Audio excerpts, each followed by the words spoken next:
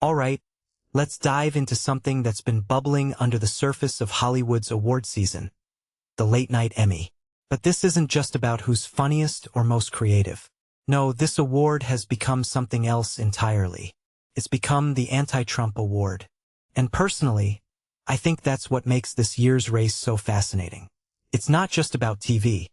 It's about politics, power, and the role of late-night comedy in shaping public opinion. Here's the hook.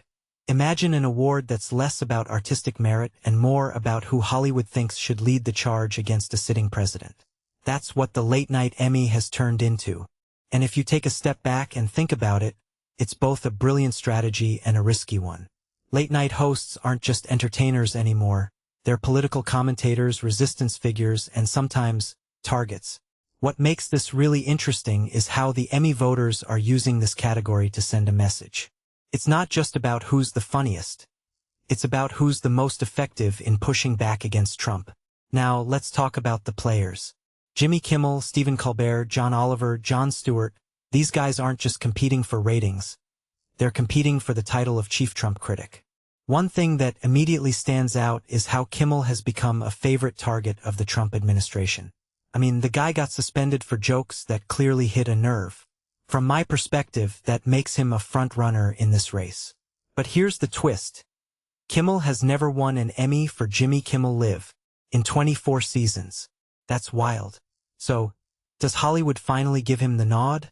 Or do they spread the love around? What many people don't realize is how much this award matters beyond the echo chamber of Hollywood. Late-night shows aren't just preaching to the choir. They're shaping how millions of Americans understand politics. If a show wins this Emmy, it's not just a pat on the back. It's a green light to double down on their anti-Trump stance. And with the midterms around the corner, that could have real-world consequences. Personally, I think this is where the Late-Night Emmy becomes more than just an award.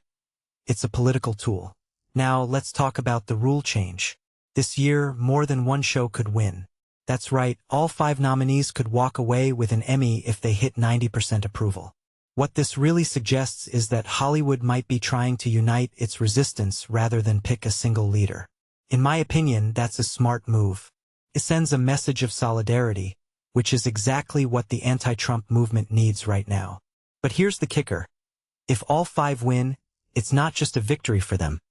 It's a massive middle finger to Trump and his allies.